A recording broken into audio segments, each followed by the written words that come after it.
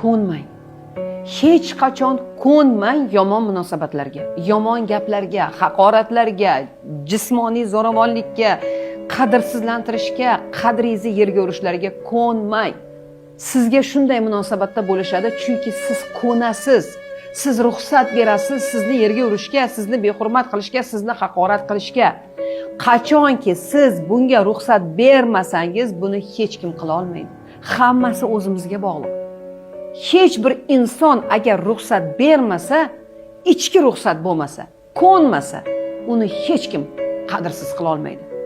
Shuning uchun bitta narsani eslab qoling. Siz yaxshi munosabatga, hurmatga, sevgiga arziysiz. Mana shu narsani o'zingizga bot eslatib turing. Mana shunda sekin-sekin qadringiz tiklanadi. Hammasi sizga bog'liq.